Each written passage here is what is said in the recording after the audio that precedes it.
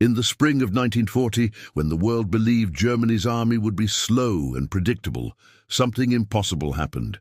A division of tanks and soldiers moved faster than anyone thought possible, striking deep behind enemy lines before anyone even knew they were there.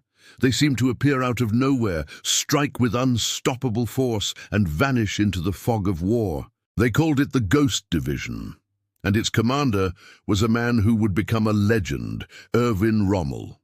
The Ghost Division was not a myth. It was real. The 7th Panzer Division of the German Wehrmacht, a unit that changed the face of modern warfare. During the invasion of France in 1940, Rommel led his men with such speed, precision, and unpredictability that even German high command struggled to keep track of where he was. Reports often said, "Rommel is lost again," only to find out that he had advanced dozens of miles beyond the front line, cutting off enemy forces and collapsing entire defenses. The Allies had no idea how to stop him. To them, he was a phantom, a ghost leading an invisible army.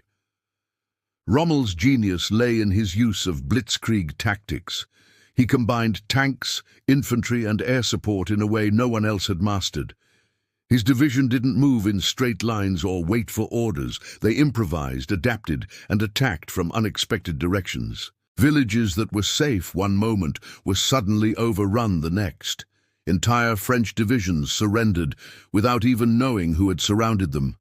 To soldiers on the ground, it felt like they were fighting shadows that struck and disappeared before you could even aim a gun.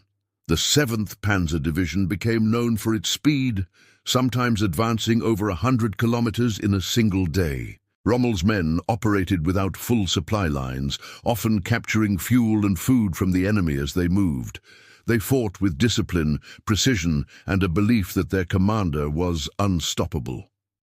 Rommel himself was always at the front, standing in his command vehicle under fire, watching the battle unfold. His calm under pressure inspired his men and terrified his enemies. To the British and French soldiers, Rommel was more than a commander. He was a ghost haunting the battlefield. After the fall of France, the legend of the Ghost Division spread across Europe. The Allies studied Rommel's tactics, trying to understand how a single division could move like lightning through fortified territory. They called him the Desert Fox, later in North Africa. But the name Ghost Division remained the truest description of his style: invisible, unpredictable, and deadly. Rommel's ability to outthink and outmaneuver entire armies made him one of the most respected military minds of the war, even by his enemies. But the story of the Ghost Division is not just one of victory. It's also one of irony and tragedy. As the war dragged on, Rommel began to question the regime he served. He saw the destruction, the cruelty, and the lies. Though he was admired by his men and respected by the enemy, he became disillusioned with Hitler's leadership. When he was later implicated in a plot to assassinate Hitler, he was given a choice: face trial and see his family punished, or take his own life. Rommel chose honor. The Ghost Division's commander was gone, but his legend lived on. Today, the story of the Ghost Division stands as a symbol of brilliance and the darkness of war. It shows how innovation and leadership can shape history, but also how even the greatest warriors are powerless against the politics that command them. Rommel's Ghost Division was more than an army. It was a storm that came and vanished like a shadow, leaving behind nothing but fear and fascination.